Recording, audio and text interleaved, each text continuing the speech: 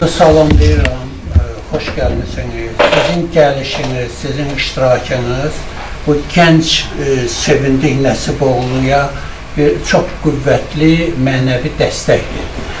Və gəlişiniz, iştirakınız onun çəkdiyi zəhmətə özünün belə deyək, məhəbbətlə yanaşmasıdır. Bu zəhmətə sizin gəlişinizlə qiymət verilməsidir. Yəni bu baxımdan iştirakınız çox mühümdür və onu qeyd edeyim ki, Sevindik Nəsiboğlu 10 yaşından orada o küncdə görürəm.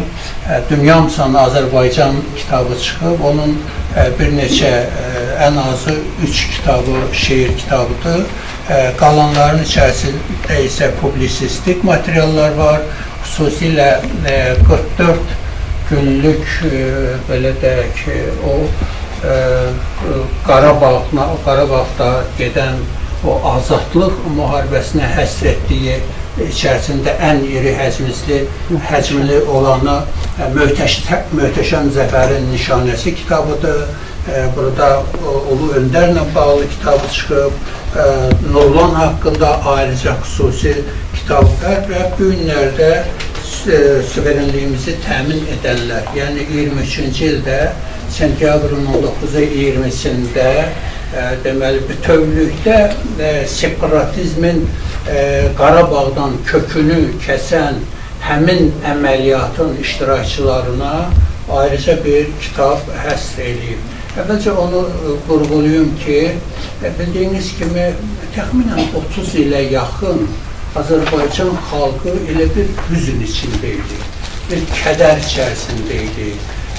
Hər ay hansısa rayonun işğal gününü qeyd edirdi, hansısa kəndin işğal günü keçirilirdi və beləliklə o işğal günləri, kədər, hüzün günləri belə illərlə çəkirdi. Bildiyiniz kimi sabahları 27 sentyabr Prezidentimizin 2021-ci il sərəncamı ilə deməli anım günü elan edilib.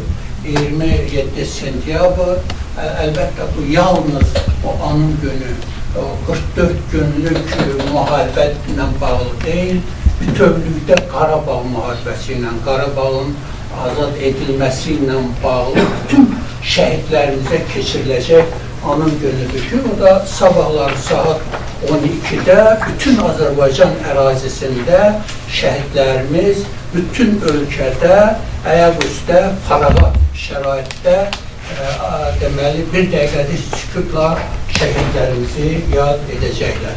Yəni 5 il bundan qabaq başlayan bu Azərbaycanın müstəqilliyi uğrunda, Azərbaycanın suverenliyi uğrunda, bütövlüyü uğrunda başlanan azadlıq müharibəsi əslində çox möhtəşəm bir qələbə ilə, zəfərlə yekunlaşdı ki, bu hadisə mütəxəssislərin də qeyd etdiyi kimi Azərbaycan tarixinin qızıl səhifələridir. Bütövlükdə qələbə ilə bağlı bütün əməliyyatlar, 44 günlük müharibə, eyni zamanda 23-cü ildə keçirilən, sentyabr ayında keçirilən anti-terror, elədirmi? Anti-terror, belə deyək, missiyası, hərəkatı. Bir sutka da var. Və 23 saat, bəziləri 43 dəqiqə deyir, 51 dəqiqə deyir, fərq etmək. Tabi onu bir sutka da adlandırsa, burada heç nə itirilmir, heç bir şey itirilmir. Yəni, o deməkdir ki, az bir müddətdə Azərbaycanın suverenliyini bərpa edən oğullar öz canı, qanı ilə Azərbaycan tarixinin möhtəşəm qızıl səhifələrini öz qanları ilə yazdılar, öz canları ilə yazdılar və Azərbaycanı uzatdılar, Azərbaycanın tarixini uzatdılar. Azərbaycan xalqının milli qürurunu bütün dünyada ucaltdılar və özləri həyatın bəxş etsə də, həyatını qurban versə də, nəticədə Azərbaycan xalqını, Azərbaycan dövlətçiliyini, Azərbaycanın düşmənlərinə bundan yüksək dağ çəkmək hadisəsi mən təsəvvür eləmirəm. Yəni bu işdə şübhəsiz ki, Ali Baş Komandanımız yüksək səviyyədə peşəkarlıqla bütün parametrlər üzrə planları hazırladı. Məsələn, 44 günlük müharibədə siz fikir verirsinizmi? Azərbaycan əskəri 180 kilometr deməli Füzuli istiqamətindən Ohanyan səddi deyilən bir sədd çəkmişdi və o sədd özdə bir neçə qatdan ibarət idi. Azərbaycan ordusu əks hücuma keçərək o səddi az bir müddətdə dağıtdı, bütün o mühəndis istehkam qurğularını məhv edərək demək Azərbaycanın kəndlərini azad etməyə başladı. Və bütün bunları vurğulamaqda fikrim ondan ibarətdir ki, əgər Azərbaycan biz müstəqilini bərpa etdikdən sonraki bu 35 illik dövrü əgər biz mərhələlərə bölmək istəsək, mənə elə gəlir ki, bax, müstəqilliyimizin indiki dövrünü iki mərhələyə ayırmaq olar. Biri 27 sentyabr 20-ci ilə qədər, deməli, bu bütövlükdə Azərbaycanın sülh yolu ilə öz ərazilərini itki vermədən, döyüş aparmadan azad etmək arzusunun ifadəsi idi. Neçə illər bizə deməli, ATƏT-in o Minsk qrupu deyilən bir turist dəstəsi, belə də demək olar, bizə nağıllar oxudu. Bizə deyirdilər ki, Qarabağ düyünü müharibə ilə həll edilə bilməz. Və Azərbaycan oğulları öz ürəkləri ilə, müharibə yolu ilə, baxanda ki, 30 il uzanan bir problemdir, bir qorbi düyünüdür. O düyünü açmaq üçün deməli, az bir vaxtda, 44 gündə. İndi baxırsınız, bizdən 10 dəfə, bəlkə də daha çox qüvvətli və qüdrətli olan ölkələr, məsələn, Ukraynada müharibə aparırlar, Fələstində, Qəzzada yerlə yeksən eləyirlər, dağıdırlar, illərdir, dayandıra bilmirlər müharibəni. İstəsələr də dayana bilmir. Ancaq bizim Ali Baş Komandanımızın rəhbərliyi ilə deməli, hansı gün dayanır, məsələn, bizim ordumuzun bir hissəsi Xankəndinə girmək ərəfəsində. Dayan deyiləndə hamısı yolda dayanır. Yəni, bir yumruq, məsələn, tez-tez Ali Baş Komandan o dəmir yumruq deyir. Dəmir yumruq yalnız düşmənin başına dəyən, belə deyək, dəmir yumruq deyil, dəmir çəkiş deyil. Eyni zamanda bu dəmir yumruq xalqın birliyinin rəmzidir, simvoluydu ki, deməli, ən sıravi insandan, şagirdindən, tələbəsindən tutmuş Ali Baş Komandana qədər bir şüar altında səfərbər idi. Qarabağ Azərbaycandır deyildi və yerinə yetirildi. O zaman deyildi ki, bizim deməli oponentlərimiz, düşmənlərimiz, yağlarımız da deyə bilərik. Bu o zaman idi ki, onlar deyirdi ki, Qarabağ Ermənistandır. Və bir dəfəlik bu sərsəm iddia və şüarların kökü kəsildi. Mən deyəndə ki, bir yumruq kimi birləşdi xalq, şagirdindən tutmuş akademikinə qədər. Onların içərisində Sevindi Nəsiboğlu da vardı.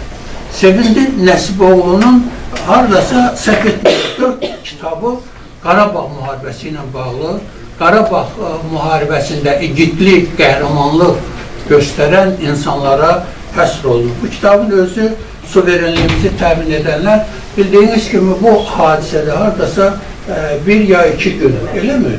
19-20 sentyabrda davam edən hadisədir və 19-20 sentyabrda separatçıların o yuvasına elə ki bir çöp uzadılmışdı və onlar məhv edildi. Əsasən hərbiçilərdən söhbət gedir, əli silahlılardan söhbət gedir. Orada yaşayan əhaliyə isə Bax, belə deməli, mineral sular verildi, çörəklər verildi yola gedən, o Azərbaycanı tərk eləyəndə, Qarabağı tərk eləyəndə. Halbuki onlar, məsələn, 25 il, 30 il bundan qabaq, əyaq yalın, başı açıq, qarda, şaxtada bizim əhalimizi, insanlarımızı ümumiyyətlə heç nəinki düşmən, ən qəddar barbarın da ağlına gətirmədiyi ideyaları onlar həyata keçirərək ananı övladından ayırdılar. Ondan sonra deməli insanları rəzil günə saldılar. Bu günlər bizim bir arxeologumuz bura gəlməmişdən əvvəl Akademiyanın rəyasət heyətində konferans vardı. O aşkar eləyib ki, Əsgəran qalasına çata-çatda kütləvi məzarlıq var. O məzarlıq Xocalı hadisəsindən canını qutarıb Ağdamə tərəf keçmək istəyən insanların aldadıblar ki, buradan dəhliz var, qarşısını kəsib, kütləvi öldürüblər və bu günləri indinin özündə yeni tapıblar ki, Əsgəran qalasının yaxınlığında kütləvi məzarlıqda Xocalı hadisəsindən, qırğınlarından, soyqırımından canını qurtarmaq istəyənlərin qarşısını kəsib, gülləliyib, hamısında bir çalıda, bu yaxınlıqda, yolun kənarında bir çalıda bastırdılar. Bunu bizim arxeologlarımız üzə çıxardı bu son vaxtlar. Bütün bunlar deməkdə məqsədim ondan ibarətdir ki, xalqımız bir yumruq kimi birləşəndə o birliyin içərisində sevindik də var idi. Sevindik Nəsiboğlu. Onun bu hadisələrə, gələcək insanlara bu isti qələmə aldığı hadisələrin bir qismini yazmaq üçün, bu antiterror şəhidləri haqqında məlumat vermək üçün ailələri ilə əlaqə saxlayır. İnformasiya və şəkillərin bir qismini oradan götürür. Digər bir qismini baxırsan ki, rayonların deməli müvafiq elektron bazasından əldə edilir ki, hər rayonun özündə şəhidlərlə bağlı deməli informasiya bankı var ki, o bankdan, yəni informasiya bankından istifadə edir. Bütövlükdə hesab edirəm ki, müasir gəncliyimizin vətənpərvərlik ruhunda yetişməsinə ən yaxşı nümunələrdən biri də, yəni bu sülh dövründə, bu müharibədən sonra biri də Sevindik Nəsiboğludur. Sevindik Nəsiboğlu həm təhsili ilə, həm yaradıcılığı ilə sizi inandırım ki, asan iş deyil. Məsələn, Zəfərin, deməli, Möhtəşəm Zəfərin Nişanəsi kitabı nə qalınlıqdadır və bu kitabları gənc bir, cavan bir,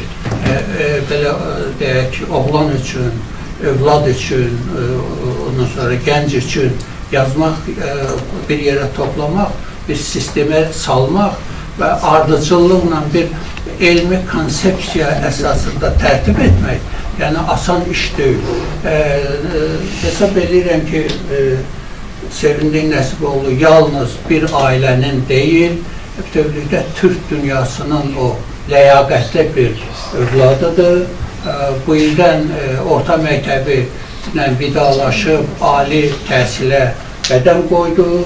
Yeni təhsilində uğurlar arzulayıram və hesab edirəm ki, bu kitablar o dərsin də yaxşı oxuyacaq, yüksək səviyyədə oranı da bitirəcək, gələcək yəqin ki, planları da var.